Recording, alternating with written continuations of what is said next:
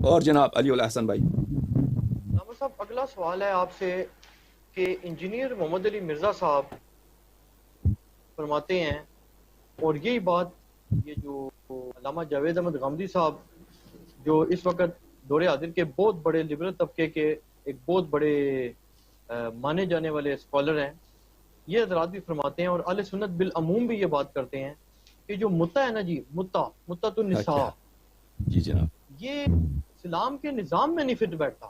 یہ جملہ تو اچھا خیر انجینئر صاحب نے خود دیا ہے، لیکن اہل سنت کہتے ہیں کہ یار کوئی شریف النفس انسان ہو نا، تو وہ آج کے دور میں یہ بات نہیں سوچ سکتا کہ اس کی بہن بیٹی کے لیے کوئی شخص متعۃ النساء کا پیغام بھیج دے۔ اچھا تو وہ صحیح، کہتے ہیں جی کہ ہم کیسے سمجھ لیں کہ جو اہل تشیع کے اس پہ اتنا اجر و ثواب لکھا ہے، آیا یہ روایات آپ کی ضعیف ہیں، اہل سنت آپ پر الزام عائد کر رہے ہیں، یا واقعی آپ اس کو بہت بڑا ثواب سمجھتے ہیں؟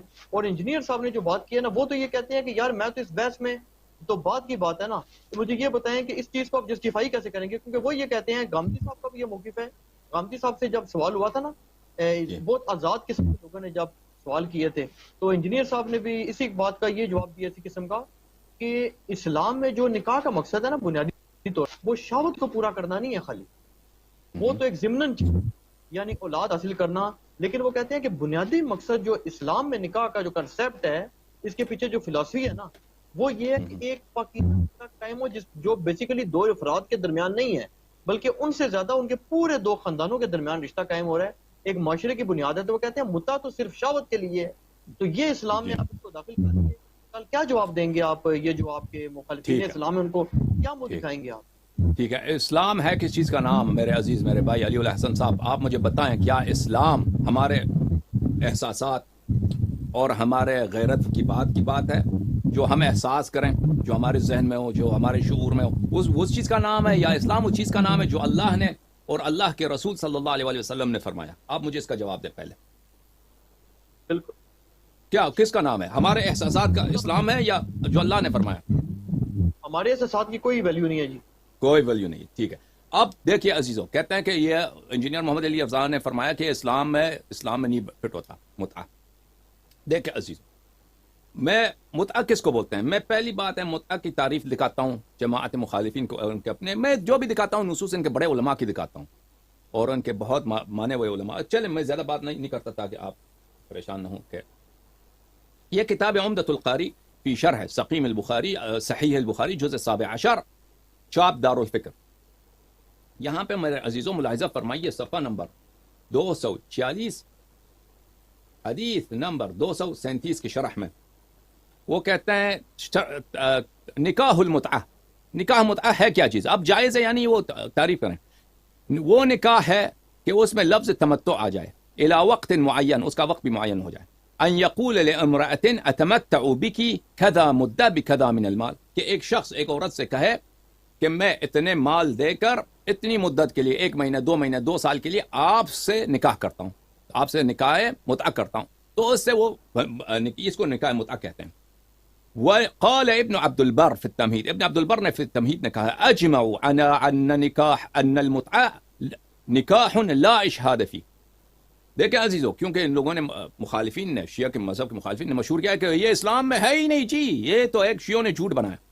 کہتا ہے ہمارے علماء کا اجماع ہے کہ نکاح متعہ میں اس میں شہود کی ضرورت نہیں ہوتی، وَأَنَّهُ نِكَاحٌ إِلَىٰ أَجَلٍ، اور یہ ایک ٹیمپرری نکاح ہے، اس کے ایک اجل ہوتا ہے، ایک ایکسپائری ڈیٹ ہوتا ہے، 2 مہینے 3 مہینے 1 سال 5 سال، جتنا آپ نے ٹائم رکھنا ہے توافق سے۔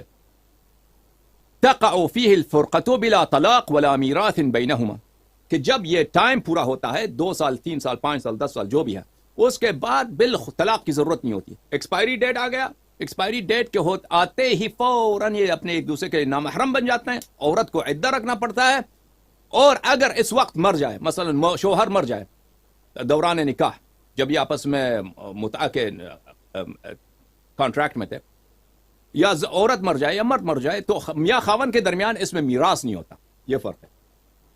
اچھا، وَهَذَا لَيْسَ حُكْمُ الزَّوَجَاتِ فِي كِتَابِ اللَّهِ وَلَا سُنَّةِ رَسُولِهِ صلی اللہ علیہ وسلم، لیکن یہ انسان کا جو زوجہ ہوتا ہے یا شوہر ہوتا ہے جو نکاح دائم میں، اس کا یہ حکم نہیں ہے کہ اس میں کیا نہ ہو، کہ فرقہ بلا طلاق حاصل ہو، یا اس میں یا یعنی افتراق کے لیے طلاق کی ضرورت ہوتی ہے، یا اس میں میراث نہ ہو. اچھا جب یہ اب پتہ چلا تو عزیزو اس آیت قرآنی کو دیکھ لیجئے. یہ کہ سورہ نساء ہے, آیت نمبر 23 میں شروع ہوتا ہے حرمت علیکم امہاتکم. اللہ تعالیٰ اس آیت میں بیان کرتا ہے اور اگلی آیت میں بھی کہ کون کون سے وہ عورتیں ہیں جن کے ساتھ آپ شادی نہیں کر سکتے. کون کون سے ہیں؟ ایک تو آپ کی ماں ہے, ماں حرام ہے, ان سے شادی کرو. بیٹی ہے, بہنیں ہیں, آپ کی پوپیاں ہیں اور آپ کے خالے ہیں. وہ بنات الاخ, آپ کے جو بتیجیاں ہیں. وہ بنات الاخت, اور آپ کے جو بہانجیاں ہیں. ان کے ساتھ آپ شادی نہیں کر سکتے, ان کے ساتھ نکاح نہیں ہو سکتا. اچھا اس کے علاوہ امہات, جو مرضعہ ہے آپ کا, عورت آپ کو دودھ دے دیا ہے, دودھ جس عورت کا آپ نے پیا ہے, اس کے چھاتی کا آپ نے دودھ پیا, اس عورت کے ساتھ آپ نکاح نہیں کر سکتے. اچھا اور اسی طرح ان عورتوں کے بیٹیوں کے ساتھ بھی شادی نہیں کر سکتے. امہات نسائکم وربائبکم اللتی فی حجورکم من نسائکم, آپ کی جو ساس ہے اس کے ساتھ شادی نہیں کر سکتے. اس کے علاوہ اگر آپ کی جو وائف ہے, وائف کی اگر کوئی بیٹی ہے دوسری شوہر سے, اگر آپ نے عورت کے ساتھ مجامعت کیا ہے, دخول کیا, تو اس کے ساتھ بھی شادی نہیں کر سکتے. اچھا وحلائل ابنائکم الذین من اصلابکم, اسی طرح آپ شادی نہیں کر سکتے اپنے بہو کے ساتھ. اگر آپ کا بیٹا ہے, بیٹے کا عورت ہے, تو اس کے ساتھ وہ طلاق بھی دے دے تو اس کے بعد آپ اس سے شادی نہیں کر سکتے. وَأَن تَجْمَعُوا بَيْنَ الْأُخْتَيْنِ, اور اسی طرح دو بہنوں کے ساتھ ایک وقت میں آپ شادی نہیں کر سکتے, دو بہن. اچھا یہ بتا دیا کہ یہ گروپس ہیں جن کے ساتھ کوئی مرد نکاح نہیں کر سکتا, نکاح باطل ہے ان کے ساتھ.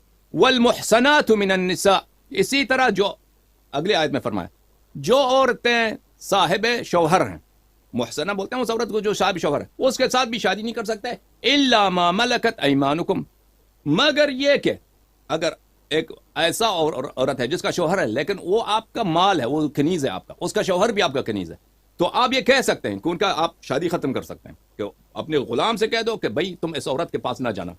عورت عدہ رکھے گی, عدہ رکھنے کے بعد وہ آپ کر سکتے ہیں, اس کے ساتھ نکاح کر سکتے ہیں. ٹھیک ہے نا, کہ اسلام میں کنیز اور غلام کے مالک کو یہ حق حاصل ہے. چلے تو یہ وہ گروپس ہیں جن کے ساتھ شادی نہیں کر سکتے, شادی شدہ عورتوں کے ساتھ شادی نہیں کر سکتے, مگر یہ کہ کوئی غلام ہو, اس کی بیوی بھی آپ کا کنیز ہو تو اس کا. اچھا کتاب اللہ علیکم, یہ اللہ کی جانب سے وہ فرائض ہیں. وَأُحِلَّ لَكُمْ مَا وَرَاءِ ذَلِكُمْ أَن تَبْتَغُوا بِأَمْوَالِكُمْ, اس کے علاوہ ان گروپس جو مذکور ہیں ان آیت میں, اس کے علاوہ آپ کسی سے کوئی بھی ہو, جو مذکورین میں شامل نہیں ہے, کوئی بھی ہے, پڑوسی ہے, ہندوستان کا ہے, بھائی چائنا کا کوئی عورت ہے, مسلمان ہے, کوئی فرق نہیں, وہ آپ اس سے شادی کر سکتے ہیں. ہاں ان تبتغوا, کہ اپنے مال کا خرچ کر کے آپ ان سے شادی کریں گے. محسنین غیر مصافحین, ان کے ساتھ آپ اپنے ایمان کو احسان کر دیں, احسان اپنے ایمان کی حفاظت کر کے, گناہوں سے بچنے اور زنا سے بچ کر. غیر مصافحین یعنی صفاح سے, زنا سے, گناہ سے بچتے ہوئے. اچھا یہ سب کیا تھا عزیزو؟ مقدمہ تھا اس آیت کے, سورہ نساء کے آیت نمبر 24 کے اس جزء کا, کہ فرمایا فَمَا اسْتَمْتَعْتُمْ بِهِ مِنْهُنَّ, فَمَا اسْتَمْتَعْتُمْ, استمتاع باب استفعال ہے, استفعال متعہ ہی کے مادے سے, متعہ ہی کے مادے سے.